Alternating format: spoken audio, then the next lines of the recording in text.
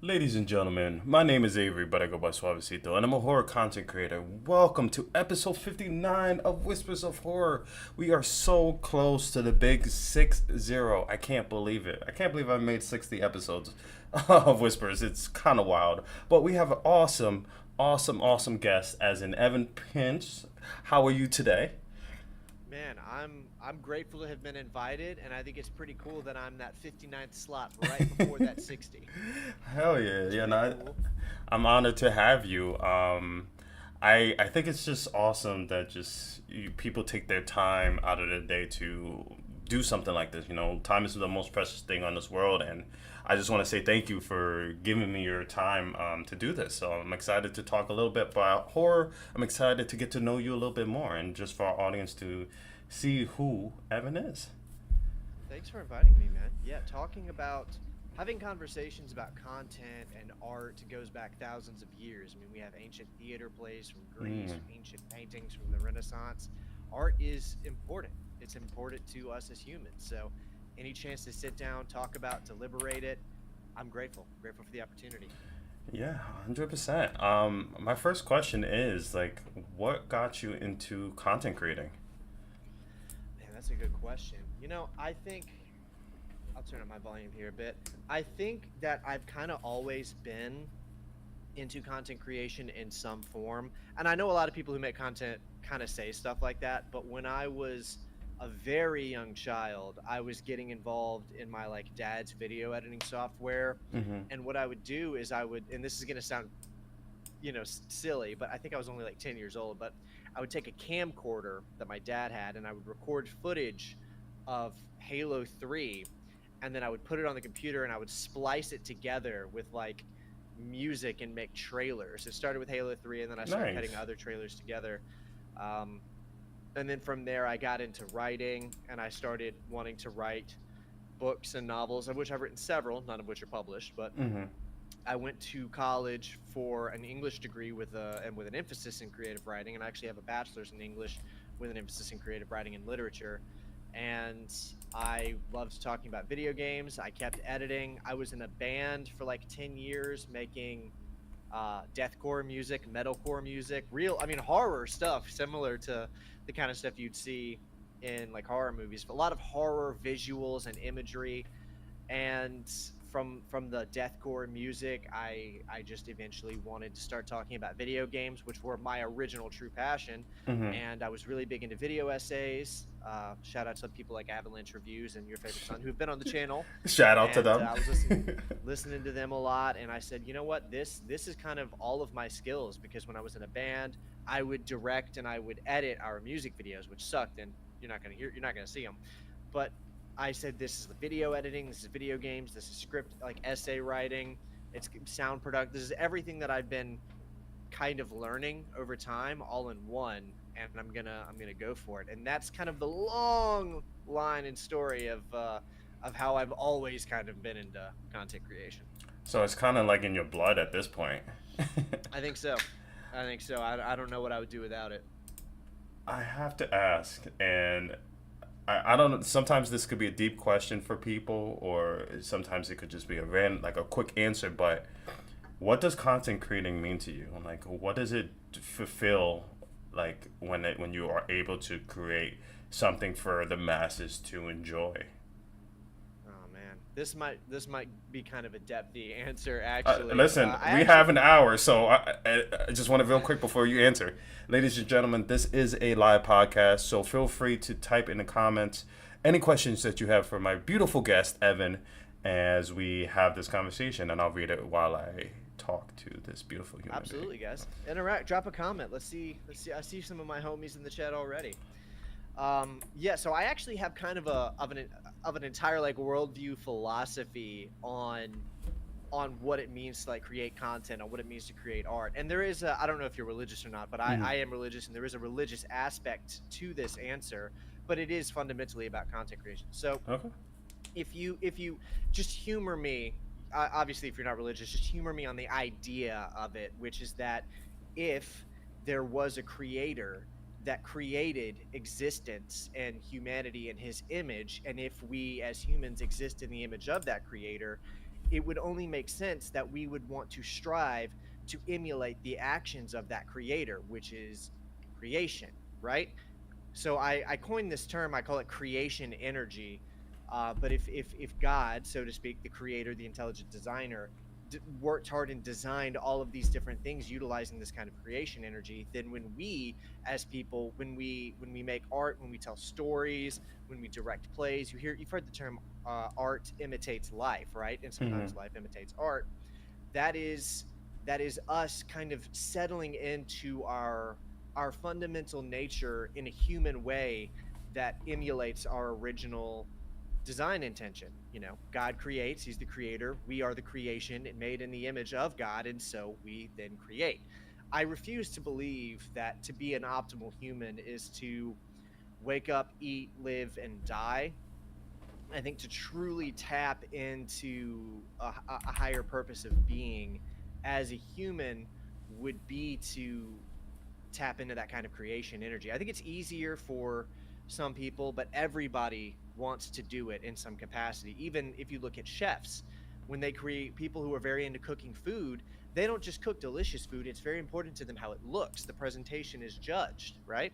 People who are really into cars, it's very important to them how the cars look. People who are very into comic books, into anything, all of it, they want it to reflect a certain, I guess I would say, skill set that they have acquired, and the capabilities that they want to demonstrate through that kind of creation. So content creation to me is that it's that higher purpose, tapping into that higher meaning and into kind of like who we are as humans is my answer. I um that was beautiful. I think that was honestly a beautiful answer because it honestly made me really just take a second and really think of just like, yeah, like I agree. So I am a firm believer. I will say I am religious, but I'm a firm believer of predeterminism. I don't know if you know that term. Predestination. In a way, I guess that's another way of referencing it. I believe that our lives are made. Like, how do I explain this? I guess so. Everything that will happen has It's already been set in stone to happen. yes, yes, by the creator, like Right. because he knows when, God knows when you're gonna start, like when you're born to the minute you're gonna pass away, Mhm. and your life is already predetermined in the whole universe, and we're going with like the earth and everything, and I just feel like we are exactly where we need to be at this exact moment, and like so like, and there's a reason for that.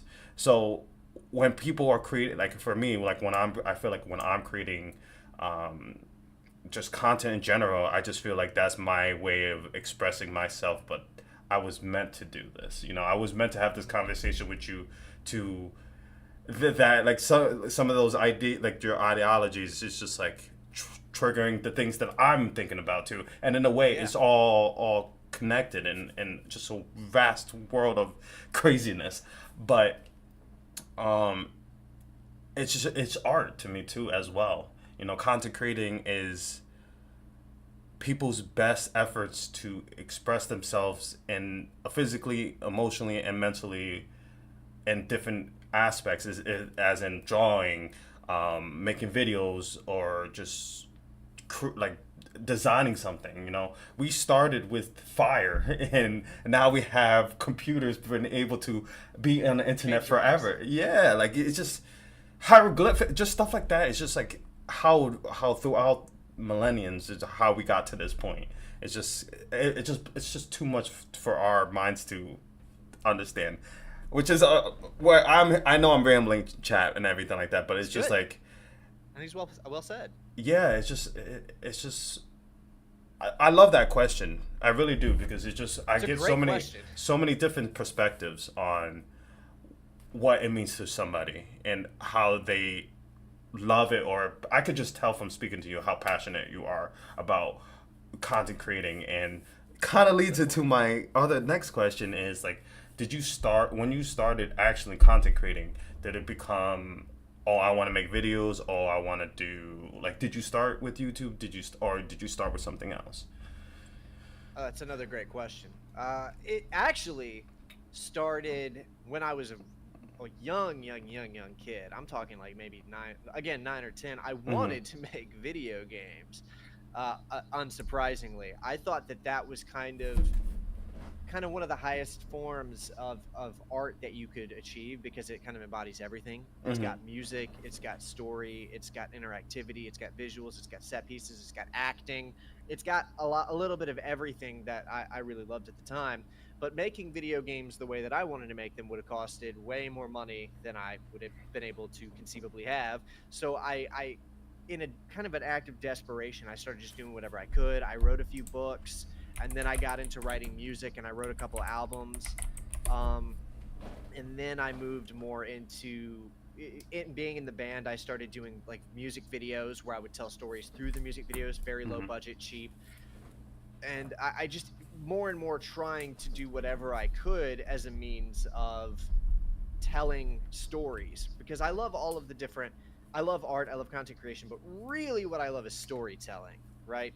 So I've interacted with other I would call them kindred spirits who are into art in a more visual sense. They love like art design, graphic design, comic books. I've talked to developers who love designing, gameplay, level design.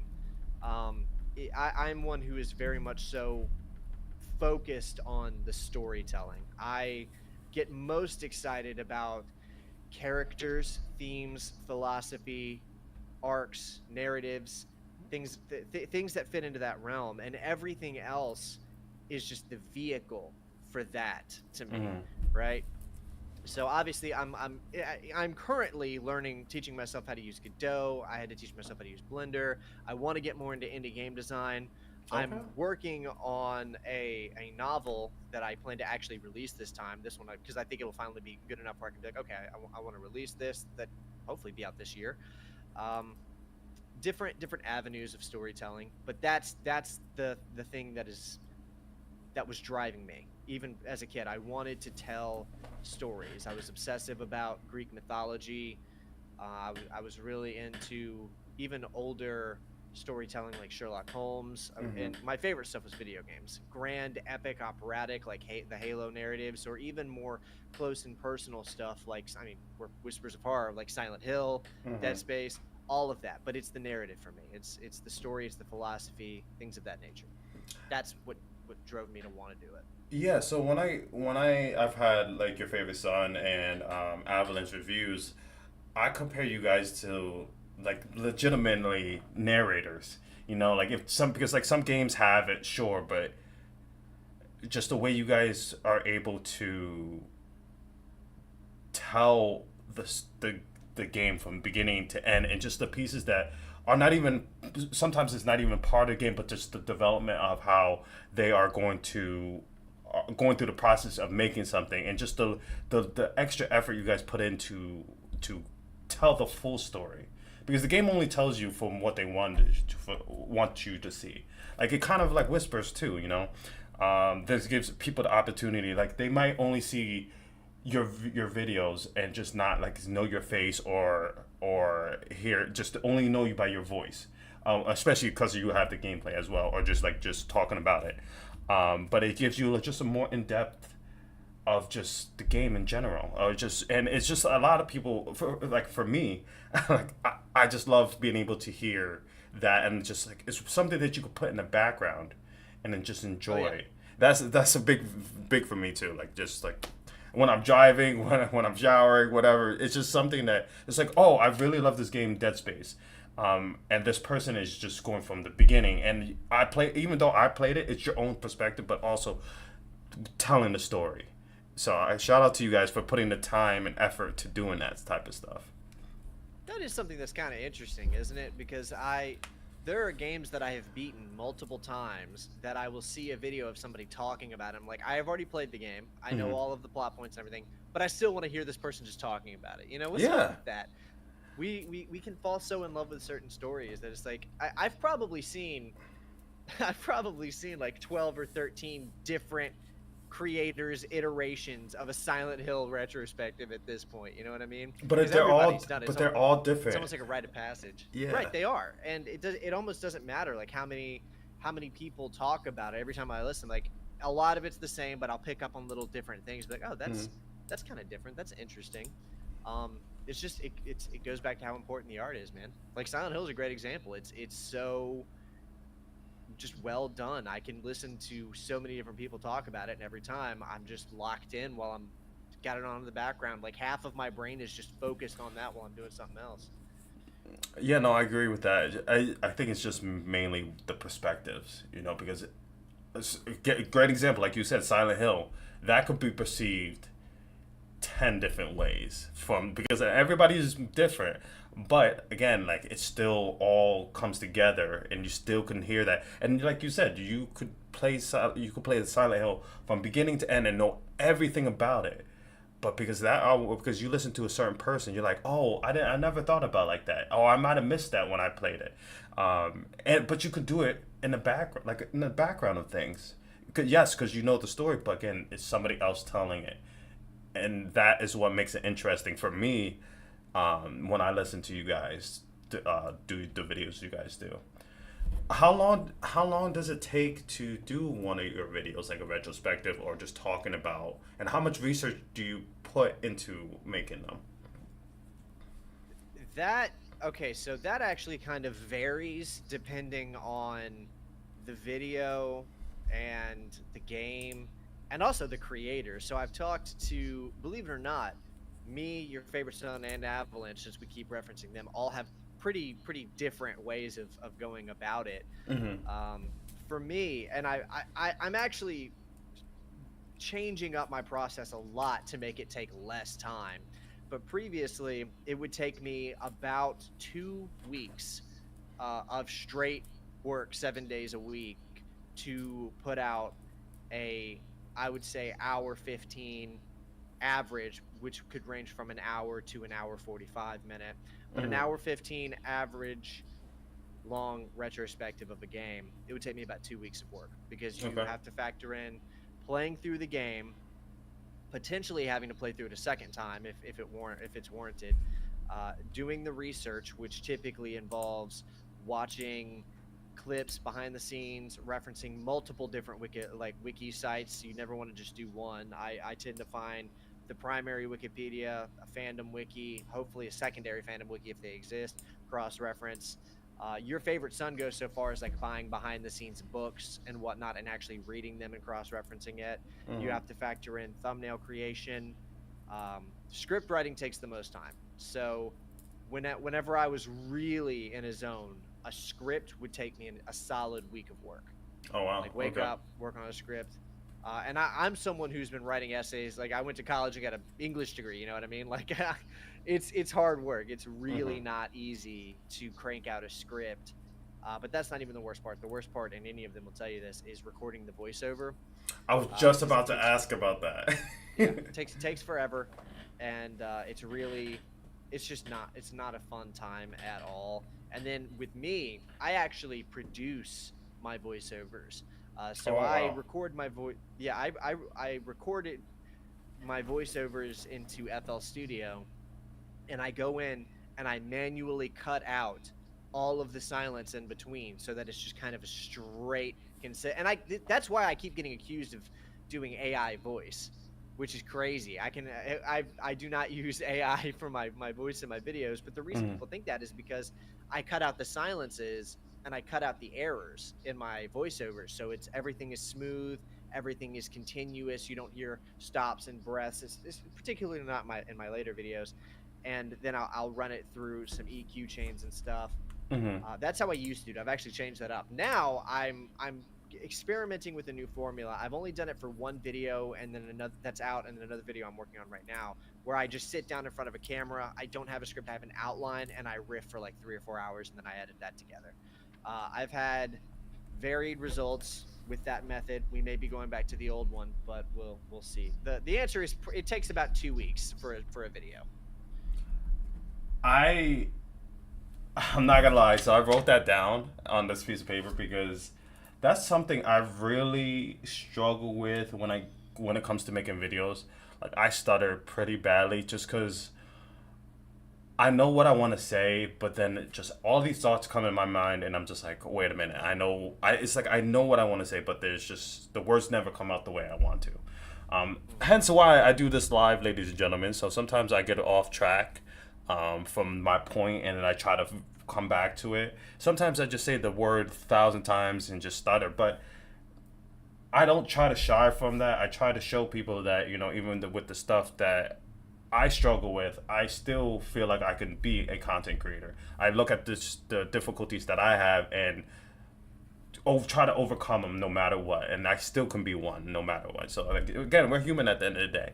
But I think that's all a creative idea of just going off rift for 3 to 4 hours and just talking and just making it into one editable video. Like I think that's a good. Yeah. Maybe I could try something like that. I might take that advice. You might not even meant to make it advice, but that idea just I like didn't, but yeah, yeah, it's not a bad idea. Methodology.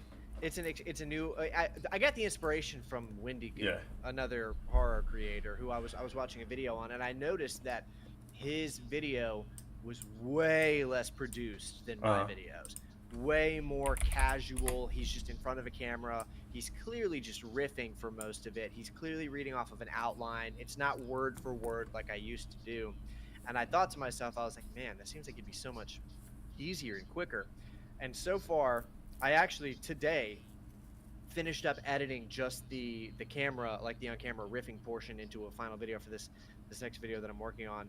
And I will tell you, I've done 2 videos that way, and I've had a 50-50 experience with them, because the first time was really easy and went really smooth. The second time was hell, because the editing of the video, I kept making so many mistakes. I kept not knowing what I was going to say. I kept messing up words mid-sentence, and the editing process of going through yourself repeating the same sentence like 13 times was making me want to shove my head through this wall right here. That was specific wall, okay. This particular one. So I get it. I've had a 50-50 experience on it. I'm gonna try it for probably another couple of videos and see how it pans out. The first one, smooth, easy, really great experience. The second one, hell. But the reason for that is because I sat down last Monday and I recorded the whole thing. It was almost a 4-hour endeavor of just talking. And then as soon as I wrapped up, I realized my mic had been muted for the entire thing. And it took me 3 days of trying to do it again. And I was so depleted that at one point I just like yelled, I yelled, I'm just canceling it. I'm not going to do a video on this game. I'm done with it. I'm not doing it.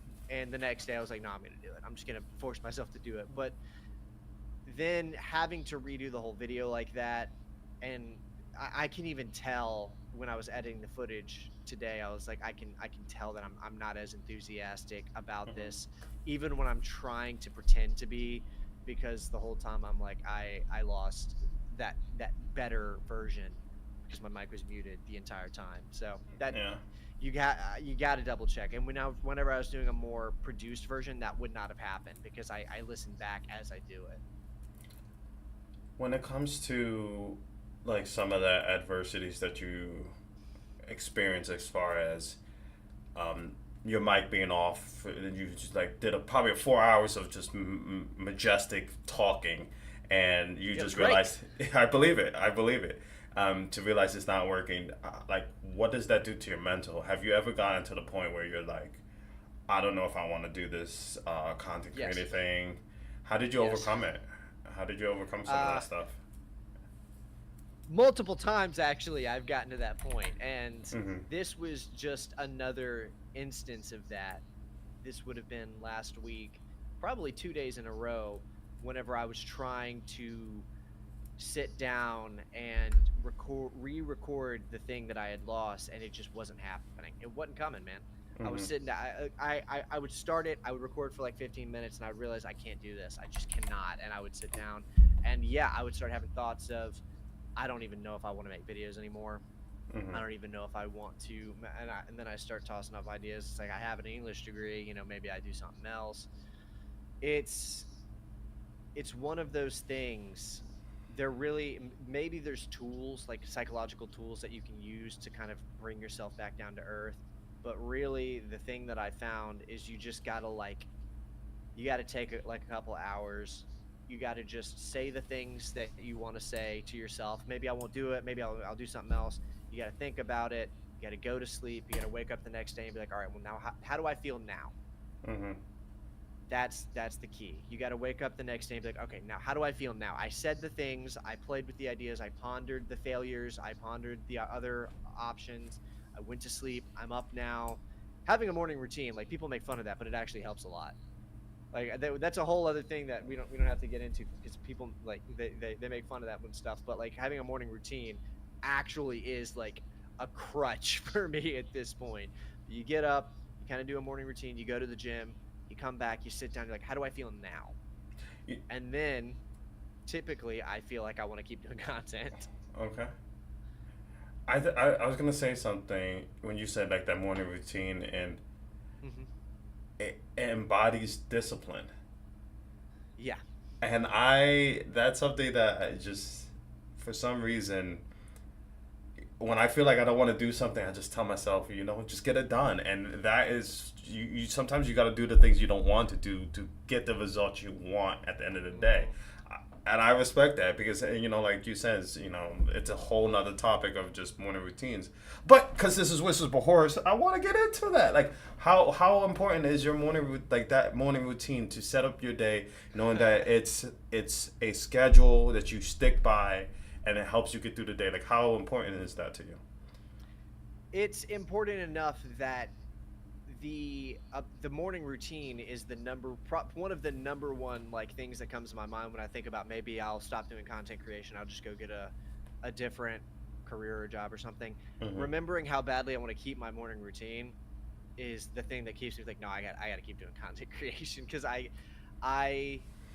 lean on it, man. It Yeah. is so important to me, and I don't keep it as strictly as you would think I do based on how I'm talking about it. I'm actually pretty loose with it typically, but waking up around the same time, taking my dog on a walk, hitting the gym, and then typically on most days I walk out of the gym and I read for about uh, 15-20 minutes. I'm reading through the Ian Fleming 007 James Bond novels. Big That's 007 cool. fan. I'm really excited for the new game First Light that's coming out next year. I'm excited I about that come one back. too. Oh yeah, that it looks dope. I come back and then I take my first shower, and then I read a little bit of scripture, I do some journaling, I come in and then I work until lunch. I stop, and then that's my first meal of the day is my lunch. I have a pretty my typical lunch that I normally eat is 4 eggs, a couple of spoonfuls of yogurt, and an English muffin. Part of that is because I like to try to eat clean, but the other part of it is just because I don't have a lot of money, and that's a I nice, respect that. affordable, budget-friendly meal. And then from there, I do have a routine. I walk my dog every day around 5 o'clock. Uh, I set certain things like typically the early morning work. I like to do stuff that's a little less intense. So thumbnail, workshopping. I'll work on some thumbnails. I'll do a little bit of like research for video, things of that nature. It's normally the afternoon portion that I do the heavier, the deeper work, script writing, outlining, video like recording, things Mm-hmm. of that nature. But I say this as someone who only started doing a morning routine type deal this year Mm-hmm. because last year it was just chaos. It was just wake up when you woke up, do as much as you could in the day, whenever you could figure out when to do it, eat whenever the time. I was eating at random times throughout the day. I was going to sleep at random times, anywhere from 12 to 4 or 5 in the morning. Jeez. I was just sleeping whenever I would sleep. It was hell. It was hell. And you really appreciate the relief of the morning routine after you've lived a year of pure chaos. You know what I'm saying? So Oh, you're sometimes you're people like, preaching. You're preaching. I yeah, have a daughter, so I'm pure you got, chaos. I, like in the Batman Bane. I was born in it. I know. I for sure know. yeah, But yeah. I can 100% attest with what you're saying. It's just for me, I can't function. Like I have a whiteboard that has every like Whispers horror episode. Like for me, I have to write everything down, or tell my wife, "Hey, listen, you need me to do things around the house. Write it down as a list." My boss, write it down as a list. I will get it done because I can focus on something that is physically in front of me, and it's like itinerary. I do the same thing for myself. I write, okay, get up. I got like a $200 planner. It's called Franklin, Franklin planner, and I literally write, get up, feed the cats, shower, like, and I just follow, and it puts my mind at peace. And so I 100% feel what you're saying, and it's just funny because like that's why I asked about it because I literally do the same thing. Does it go perfectly? No, it doesn't. But again, like when your life is just all over the place and you're trying to just quiet down the noise, and you realize that, oh my God, it's just so much easier when you're like, okay, one step at a time instead of going, I'm gonna run a mile and not know how to run. Can't do it. 100%. When it comes to, you kind of brought up some of the things that you do when you're not content, like you read. Is there anything else that you do when you're not making content that you enjoy? Yeah. Well, my favorite. You're talking about casual or like Yeah. related? It could just when it's not doing when it's not with content. Okay. So like it could be work related, anything that you could think of. My favorite non-work related thing to do is spend time with my girlfriend. Anything I can figure out to do, I will try to make up excuses to go to like Trader Joe's or drive to some grocery store, or I'll try to figure out excuses or ways that I can get us to like go and do something, get out of the house and spend time with her. Watch a movie, watch a TV show. There she is. She's peeking her head in the door right now. She heard me talking about it. Quick shout out to the missus. Shout out to the missus. Yeah. I see how you glowed up when you started talking about her. That's awesome. Yeah. That's probably my favorite non-work related thing to do. We have recently been playing a couple of games together. I'm kind of getting her into that world. Horror games, actually. We played Until Dawn. Nice. She really liked it. Doing some of the Dark Pictures anthology games together. She's enjoying those. Yeah, it's a good time. That's probably my favorite non-work related thing to do. Now, how is it balancing, like, your content, work related, as like life to your casual hobby and your like significant other life? Like, how do you now balance like work versus personal life? Do you find a good balance, or do you think it's something that you're working on, or you're struggling with it? Definitely something I'm working on. Okay. There's sometimes a struggle with it, but I think anybody will tell you that that's just the nature of the beast. Yeah, for sure. Imperfect world kind of thing we're dealing with. But it's a struggle. But I think the main thing is, it's a law of physics. Every action has an equal and opposite reaction. This is something this is like a realization I had, I think last week or earlier this week. That's a real, like, Isaac Newton. I'm pretty sure it was Isaac Newton that said every action has an equal opposite reaction. So if you think about that on an energetic level, if you're trying to do big things, if you're trying to do great things, if you're trying to build a channel, if you're trying to make a big video, you're trying to tap into like a big action. It's like cause and effects. I've noticed. Cause and effects, and choices and consequences. You're going to bring about some negative reactions that you're going to have to deal with. And this is something I think I was saying either earlier today or yesterday. The trick, a lot of people become obsessive with trying to mitigate those negative reactions, trying to mitigate potential disasters. I don't know if you can really do that. I think the real trick is learning how to navigate them, not mitigate them, because they're going to happen.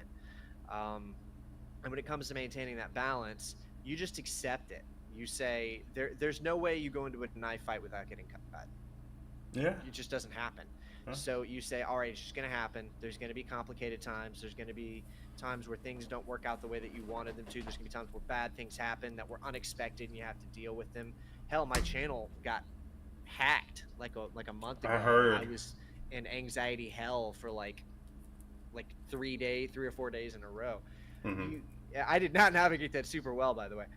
But the trick that I'm still trying to be aware of and learn is don't try to focus as little on mitigating potential negative outcomes. Try to focus on achieving the positive outcomes and being capable of navigating the equal and opposite negative reactions to the great things you're trying to do. Can I just say you are very well spoken. Like you are very Thank you. educated, and I can tell like you're very knowledgeable. And It's very kind. I'm very like I'm very interested in what you have to say. Like I just want to put that out there. Like you are very. I'm excited for you to be my guest. Like this has been a great conversation. We didn't even talk about horror, and we're already 38 minutes into this conversation, which There's I'm still gonna time. 100%. I'm gonna transition to it, but I just wanted to give you that compliment because you carry yourself very well, and you should flaunt it, and so kudos to you. Would you believe I was homeschooled? Really? No, I think that's Yeah. awesome. Yeah, I was homeschooled all the way up until college. Wow. Very, Wow. very knowledgeable parents too, though. That's credit to them, not me. That's incredible. Actually, one of viewers says, I agree, he's very well spoken. You're a very well spoken human being. So shout out to your parents. Appreciate. I Thank you. think that's Thank you. truly amazing. So we're gonna transition to a beautiful topic, horror. Yeah, time to talk about dark, gross Yeah, dismemberment. So the let's do cool thing that. about Whispers of Horror is just like it's unpredictable. It's a horror podcast, but it's more of getting to know people. But still, there is horror to be talked about, ladies and gentlemen. Just had to throw that out there. So, what got you into it? Like, what you said you like horror? Like, what is Love it. the first thing that like movie, show, book? Like, what is the first thing that you experienced when it came to horror or experience, and that got you Video hooked? games. Video It games, was video okay. games and it was Dead Space. Actually, first off, it was video games, specifically Dead Space, that got me into it, and it was a different video game later down the line that helped me realize how important it was. And I'll get to that one in just a quick second. I can Sure. talk about Dead Space just for a second. Dead Oh, Space is one of my favorite video games of all time, and I remember this when I was much younger, maybe like 11 or 12. I was always kind of scared of messing with horror games. I liked Halo, I liked shooters and climactic sure. action, but I wanted to try something different, and I had just enough money to buy Dead Space. It was 2008, because it was shortly after that game came out, because I remember spending $60 on it, I and I bought remember. Dead Space for the 360. And I played it for the first time. And at first, I was real trepidatious about it. I remember I was sure that it was going to scare me. I was sure that it was going to freak me out. So I played 30 minutes of it being ready to be scared, and then I turned it off. I was like, oh, this is scary. And then I came back and I was like, okay, I'm going to just play a little bit more of it and try to put some headway into it. And I played for like 4 hours, and I Okay. realized I wasn't scared at all. Okay. I had hyped myself up into thinking that I was going to be scared of it, but actually I was just enthralled by it. I was excited by how interesting the characterization of the ship, the Ishimura, was, the text logs, the weird cryptic religion, like the mutagen of the necromorph, like alien stuff. All of that was so interesting to me Hmm. that I forgot that I was supposed to be scared. I was just so interested and compelled by the nature of the game and the way that it told its story. And that actually Hmm. transitions to why I was going to say horror is so important. The thing about horror is that I think when you make a piece of horror art to be horrific, I think most of the time that ends up missing the mark.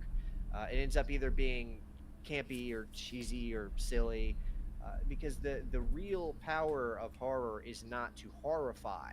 It's not to scare people, although that's what people think. The real beauty of horror is that it acts as a disclaimer. It sets an expectation that, look, you might see dismemberment, you might see gore, you might see things that are horrific or uncomfortable. Can we all agree everyone's okay with that? Okay, now we can actually take seriously what it might look like if someone got into a really horrific situation. So Interesting. if you look at most, if you look at like most modern movies, or even older movies or older video games, they do everything in their power to neuter or nullify the effect of some of the things they're showing, some of the actions that they're depicting, because they don't want to horrify the viewer. That's not good.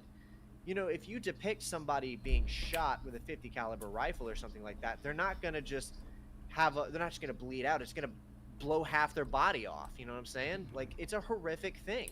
Yeah. And the reason horror is so important is because it opens a door to say, hey, look, we're covering this topic, but we're taking it seriously enough, and we're taking you seriously enough to actually give you a chance to see what this is, what it would look like. And I'm kind of echoing some of the sentiments that came from the project lead of a video game called Soma. Are you familiar with Soma? Oh, I love Soma. I'm scared of the ocean, and I've never beat it because of that reason. But Soma is amazing. I hate the little underwater. I can't do it. Oh, that's such a good game. I watch people play it. That's Frictional Games. They did the Amnesia games, and love them. I remember how I was really excited about Soma.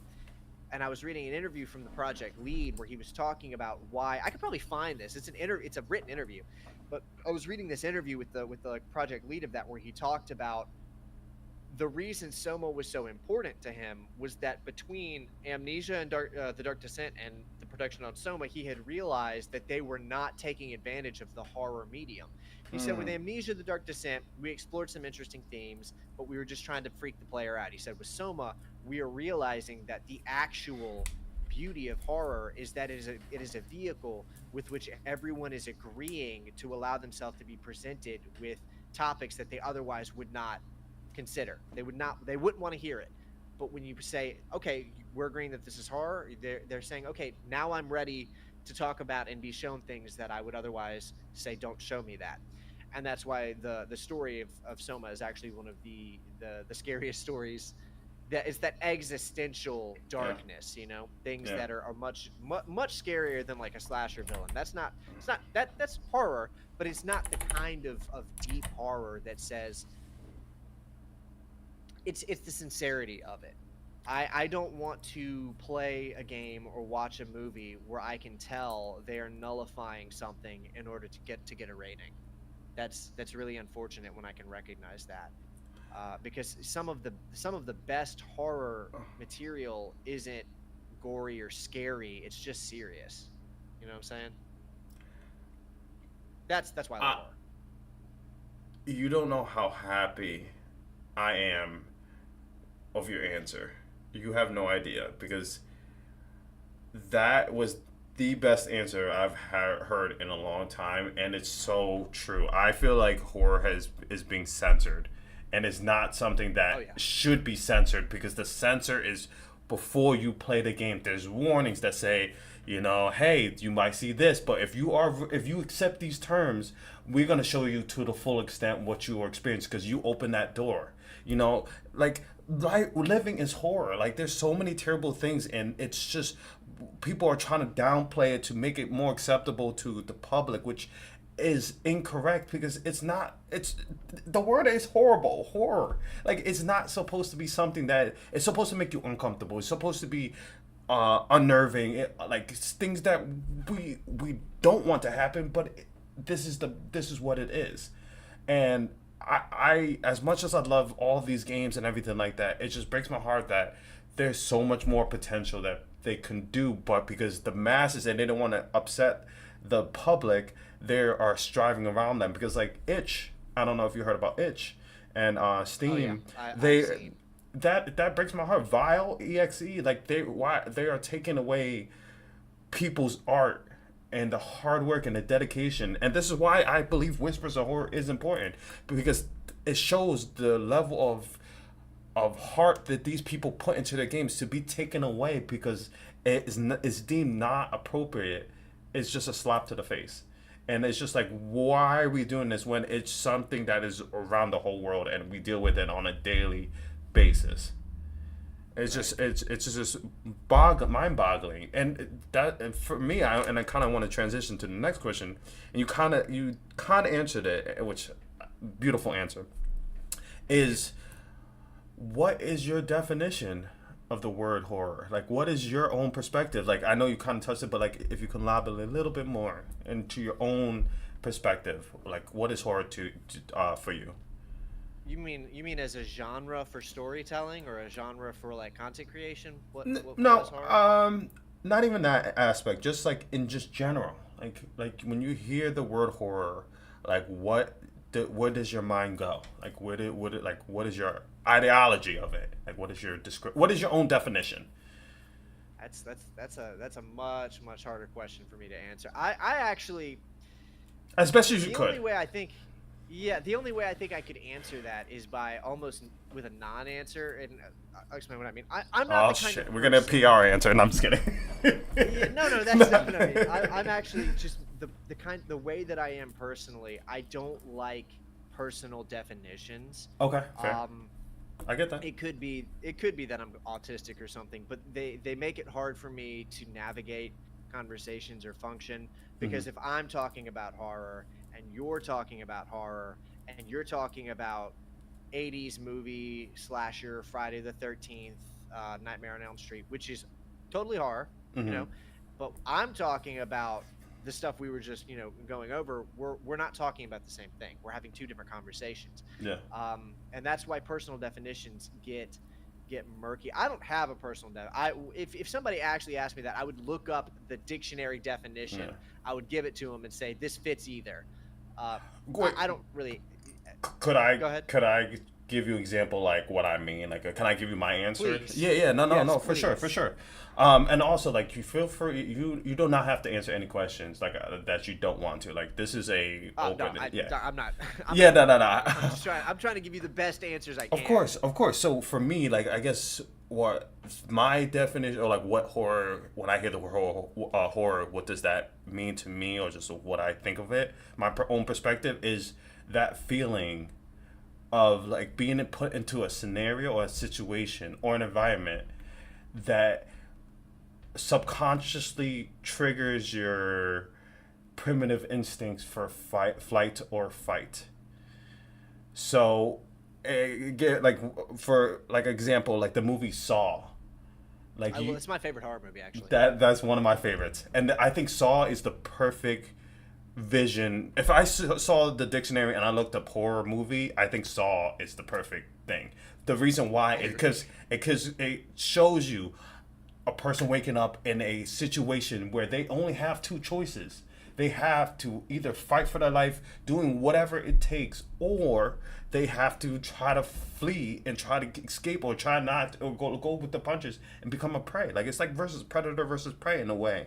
But again, it's something that like activates our primitive instincts subconsciously, like our hair on the back of our neck standing up, our eyes dilating, our heart rate beating. That is what horror truly is to me, the fear of the unknown, which is the situation, was being put in something that makes us uncomfortable, where we feel like nothing else matters. We become beasts. We literally become animals. It's either we're gonna fight for our life or we're gonna try to run away and try to survive the next day.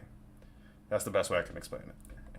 That's a good explanation. Thank you. I was getting images, and it's probably just because I played it somewhat recently, but I was getting images of the first Outlast game, which is one Mm. of my favorite Yeah, that's a horror good. games. Yeah, Yeah, big fan of the Outlast, the first two Outlast games. yeah. Yeah, it's a great explanation. Thank you. That's kind of what I meant, like when it comes to that. But the reason why I asked that question is I've done 59 episodes or 50, yeah, 59 episodes of this, and everybody's perspective or everybody's answer has always been different, but also comes together with even my answer. So that's why I Yeah, asked, because I want to see what everybody else's perspective. So like, you would be the 59th. yeah, interesting. Yeah, most people would probably just think extreme, Sure. extreme tension, gore. Taking it the extra step tends to be. Uh, that's what most people I think when they think horror. They think, oh, Mhm. it's gonna be bloody. It's gonna depict extreme violence of some kind. Mhm. It's just a lot of extremism. What's your favorite like horror product? Are you talking about like movies or show, like, or anything in And general? like you got to have some horror thing that's like your grail. You think like that's my horror thing. Can I show you? I Yeah, actually yeah. have Let's something. do it. I bet. I got to see it. I am a big component or big fan Do you know what this book? Is that the Necronomicon? It's a Necronomicon. It is a Oh my handmade gosh. Necronomicon, and Evil Dead is one of my favorite things. Favorite just movie, game, whatever. Just I actually, when I was in school in college, I wrote a paper, like a PowerPoint of the Evil Dead franchise with oh my god, why am I blanking? Bruce Campbell and Sam Romney, and Yeah. Ramney. Sorry, I apologize.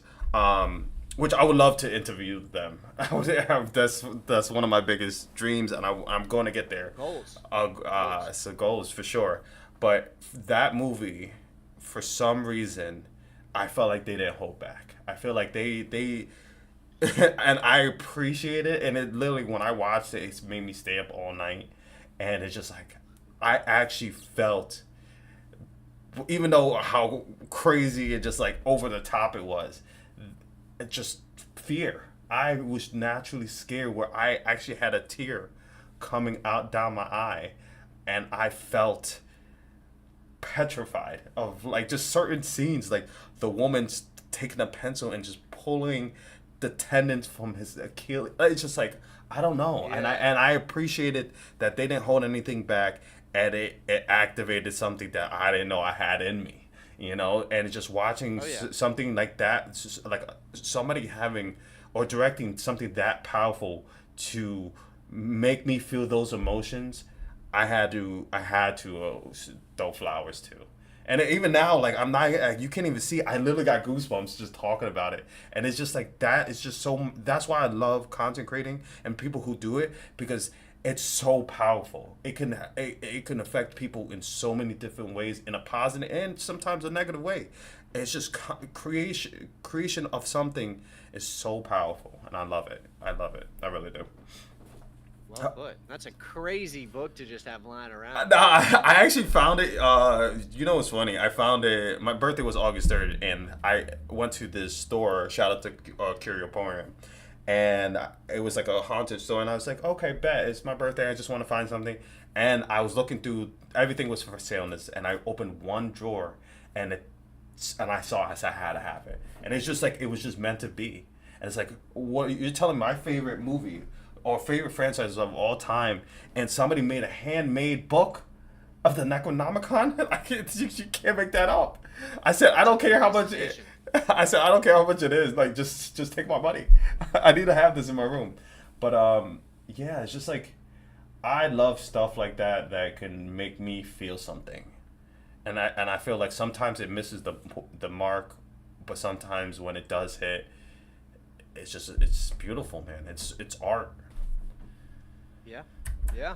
I mean, that goes way back to the thing we were talking about at the beginning. You know, with the creation energy and the feeling of longing to create. Like, the world's a dark place, and there are dark parts of it. There's dark aspects. There are horrific things, and it wouldn't be very honest if we didn't sometimes acknowledge the realities of that, the darker parts of the human existence with through exploration of the horror medium.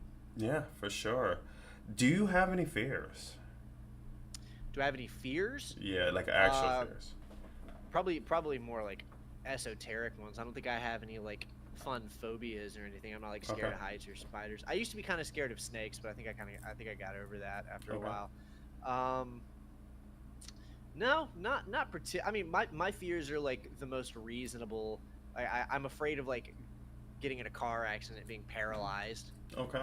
You know what I mean? Like that freaks me out. I'm afraid of having some incredible thing happen that would like ruin my life forever. But I don't think I have any phobias or irrational fears. At least not yet. Maybe some traumatic thing will happen that'll give me one.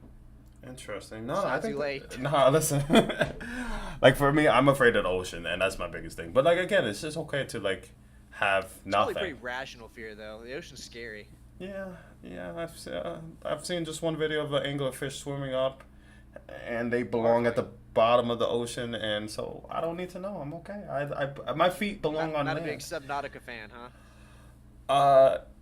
Yeah, no, I don't play those games. Somehow I played Still Weeks the Deep and Soma, and I tried a little of Subnautica, and I regret every decision I've ever did. Did you see that one where you're like in a submarine the whole time? I think it's a David Szymanski game, and it's Markiplier's doing like the movie on it. It's Is like it the Iron Ocean of Lung? Blood and yeah, did you play that one? Nope, and there's a reason why. That's like your Okay. quintessential horror game, man. Like that's your mountain to climb is Iron Lung. Yeah, did you not hear the part of me being afraid of the like are we just gonna Gotta skip over the conquer the part? fear, man. Nah. That's content right there. Exactly why I'm not gonna ever play that game. I'll make it an incentive for people to make me get there. I can see it now, dude. 2-hour video retrospective. I have a deep fear of the ocean, so I played the scariest ocean game. Hell yeah. All right, I think I'll do that. Fingers crossed. I got a few more questions for you, if you don't Sure, mind. man. Before, because we are hitting almost an hour. It's crazy. I love these episodes because it flies by, man. Time is crucial, ladies and gentlemen. 86,400 seconds in a whole day, and that's actually a fact. And every second you spend is so crucial. I tell people I'm appreciative when people give me that time. You gave me an hour, and I'm just honored. Like you have no idea. Like this, I've learned so much from this conversation that I'm gonna, after we get off, I'm gonna just start thinking. I'm like, damn, like I gotta refine my schedule. I gotta like, that's the first thing I thought Gotta of. play Iron Lung. Yeah. I got like, and you just like the idea of just like doing 3 to 4 hours, and maybe I could do a retrospective. I don't know. You gave me some like new confidence, and I appreciate that. It's just the energy transfer. It's just like it's wild. That's why conversation's important. That's why we are social beings. Yeah, Lone Shark. Yeah, we're not gonna talk about that. Yeah, there's another horror game. You should check it out. Called Lone Shark, and I think it's phenomenal. It's by an indie dev that just recently comes out.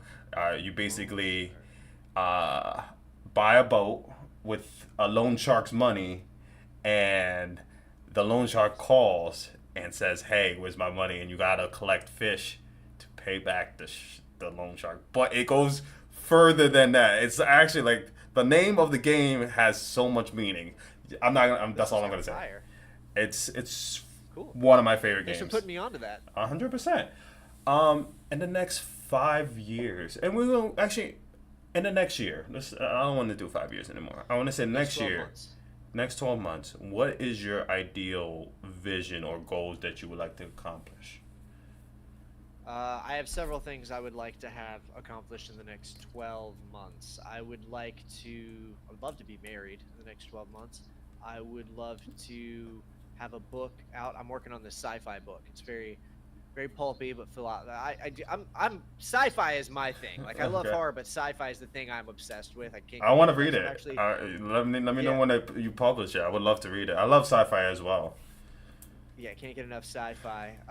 So I want to have this sci-fi book I've been writing. I want to have that released. I would love to be at like 50 to 75,000 subscribers. That would be dope. Those are my biggest goals right now. Get married, release this book, 50 to 75K. And this is gonna go over a lot of people's head, but the first one you said, it just shows like how much you love your significant other. Like you could have said like, oh yeah, 50, 70,000, get married. No, you always, like every time you speak about her, it just always on the top. And I appreciate that because like I shout out to my wife too, who takes care of my daughter too, and when I'm like working and stuff. Because none of this could happen without her. It's just like it's just so important to have somebody that support whenever you are trying to accomplish something, or just like have that puzzle piece, that last puzzle piece. And I hope I can't wait for you guys to get married. That's awesome. Me either. It's a beautiful feeling. I'm telling you, for sure. But those are Yeah, all at achievements. some point, we want to move. Actually, at some point, we want to move somewhere. We live in Florida right now. Okay. I know both of us want to move somewhere cold. Would love to move somewhere cold with snow. I don't know if that's a next 12 months goal. Okay. But That's up there. I want You to live want somewhere snow. cold. I Um, want snow. well, I live in the Northeast. We get plenty of snow, and I take as much snow as you want. Like I can tell you right now. I'm sure. I'm sure its grass is always greener, man. But I've spent my entire life in humidity and I feel heat, that. I feel and that. I feel that. I'm about to turn 30. I Oh, could nice. stand a few years of cold snow. I'll You tell want you you that. want to get the four seasons. Yeah, I would love all four seasons instead of summer, less hot summer, cold fall, and less hot summer and summer again. All right, That's all what we right. got. We get 3 summers and a cold fall. There you go. All right. So I think those are all four achievable things, and maybe moving might be. I don't know if that's 12 months, but it sounds like a good goal for you guys to have. Um, if I met you in person, and I hope we do actually get to meet, and like I tell all my guests like I would love to meet them and just like hang out. Be Let's fun. do. Bring me on board for a live studio session. Yeah, that's the goal. That's the goal. And then we'll start with coffee. Somewhere public and safe. And I'm just kidding. Yeah, you can't. You got a horror based. I could be Dexter. Listen, the fact that people are doing that's what I'm saying, man. You never know, especially like you did a horror podcast. It gives a little red flags. But besides that, say if I met you in person, I'm like, hey Evan, it's nice to meet you. I love the content. I'm an aspiring content creator that wants to get started. What is the best advice that you can give me that I can take to start my journey in content creating? Most people don't like when I tell them this, but lift weights is, and I know it sounds completely unrelated, but let me explain. I was Damn, that's a very, great. very You just did a hook on my live. Yeah, I was very very skinny until I was 23 years old, and after I'd spent a year lifting weights consistently, I realized how much time I'd wasted. It's not. I mean, it's great to feel stronger. It's great to be stronger. It's great for the health benefits. None of those are the reasons. It's for the mental benefits. As a content creator, as a writer, as an author, most of the best ideas I've had, most of the best clarity, the times of clarity where I've been dealing with something and then I got the solution I needed, was at the gym lifting weights. If not for it's all benefits. There's really no downsides unless you go crazy and start taking gear or something. There's really no downsides. It's all upsides. The only potential downside is the time, but it's an investment of time because of the clarity you get back from it. That's what I would say. When I'm having problems, I go to the gym. When I'm trying to figure out a solution, go to the gym. It is a mental exercise for clarity and for understanding. I would tell somebody to lift weights. If they're already doing that, then you can get into the weeds and the other stuff. You can get into, okay, well, learn search engine optimization. Learn get really good at thumbnails. Or really the best piece of advice if you're already lifting weights is get started. The sooner you get started, the better. Fail. Get comfortable with failing. A little mantra I like to tell people, I try to live by this, is failure is not a noun, it is a verb. I came up with that actually.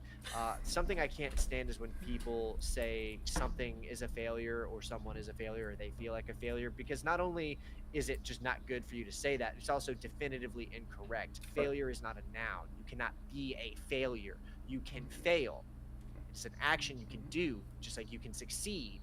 You can fail, but that just means next time you have another opportunity of success. So that would be my next piece of advice: is get as many of the failures out of the way as you can. You're gonna suck at first, so just go ahead and be okay with it and suck, and also be okay with starting fresh. Be okay with screwing projects up, throwing them away, getting started again, and just go from there. Just keep going until something works. When I hear the word fail, I don't believe in fail. I don't think people fail. I don't think it's like you said. I don't think it's possible for people to actually like to yes, but like to be a failure. Yeah, I agree with that. I don't when I mess up on something, or like I didn't do it right, I just go, oh, I didn't fail, I just learned. I learned a lesson. I learned something from that. It's a teachable thing, and that is the beauty of it. If you look at it like that, I feel like, especially with content creating, it gets easier. Okay, oh man, I like how you said, you was like, oh, I didn't have my mic on. Okay, yes, you didn't get those three Wow. to four hours of beautiful, majestic voice that you have, but you might next time you might say, okay, hold on, real quick before I start. You take a second to be like, I checked my mic, it's on, or you prepared a little bit differently. Like you learned something from that experience that made you better in the long run. It's never about failure. It's always about learning from the things that you made a mistake about that you can always correct and make it better in the future. That's what's on. Well, that particular that was over a week, and I'm still bitter about it. But yeah. I'm sorry, I don't mean to keep clicking on my fault. No, it's fine. I remember the day after it happened, and then the day after, I was thinking those things to myself. I was like, okay, it happened. You learned. I went in. I changed the settings on my OBS to try to make it harder to accidentally do that next time. Mm-hmm. I optimized some stuff. I was like, okay, see, you lived, you learned, happened, and even telling myself those things that I knew were true, I was still pissed off. So sometimes you just gotta accept that the little mantras aren't going to be enough. You're just you're telling me. I think the number one thing I learned about talking to you out of this whole hour is one word. Can you guess that one word? Perseverance. Yeah.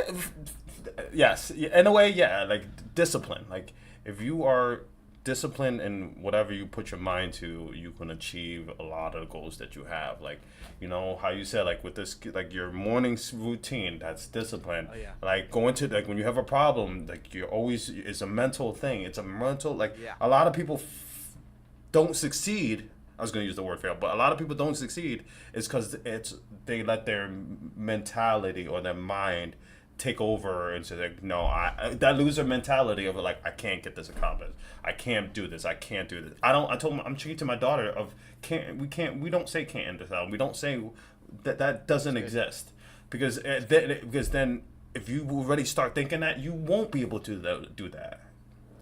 So yeah. Those darker mentalities are poison, and they will. 100%. They're addicting too. They're not just poison; they're an addicting poison, and they will rule your life and kill you slowly. They're like time parasites, is what they are. Those mentalities, the self-doubt, the convincing yourself of these dark things about yourself. They're like little time parasites that latch onto you and siphon all of the potential time you could be doing good things away from you to keep you like slumped over, doing things you know you shouldn't be doing, wasting your time. They're just good. Stay away from them. Yeah, for sure. And like I said, I think that's the beautiful thing about this episode. So I hope people do find the time to watch this and actually listen to a lot of the beautiful things you've said. I said beautiful a lot because it's literally like your voice beautiful, is great. horrific podcast. 100%. Final thing I want to ask you is there anything stuttering? Is there anything you would like to tell our audience that is listening right now or is listening in the future? Basically, the floor is yours to end the beautiful whisper so far. I'm going to stop saying beautiful. I promise. It's a beautiful word. Is there anything I would probably say things are often not as serious as you probably think they are. And it's a good thing that you think they are. It's a human instinct. It's a human reaction to take things seriously. It's a survival mechanism. But the fact of the matter is that most of the time, things are not as insane or intense or as life-threatening. Like all of the things that are frustrating you or that you're dwelling on or distracting you, they're probably not as intense as you're thinking they are. And you should probably, I use the term pearl clutching a lot.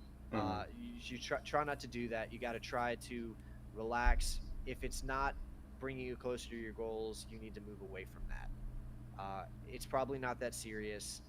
Get your life together. Like you said, be disciplined. Try to, you don't have to swap your entire lifestyle around tomorrow. Just try to eat a little cleaner. Just try to go. You don't have to go to the gym for 4 hours. Go in for 10 minutes, lift a couple weights. It's not that big of a deal. Doesn't have to be the end or the beginning of the world. Just keep trying, keep pushing. You'll get there eventually. It's not a race. Amazingly said. I had to change up the word because I wanted to say beautifully, but I told myself not Hey, to. the best horror is beautiful. Yeah, 100%. Well, ladies and gentlemen, this is episode 59 of Whispers of Horror with my awesome guest, Evan Prince. Thank you so much for being a part of this. Thanks for having me. It was amazing time speaking with you, and I hope that if you ever interested to do future episodes, I would love to have you on to actually talk more horror, but just other topics as well, if you're down. Sure, anytime, anytime. Bet. And with that, ladies and gentlemen, even a whisper can be scary.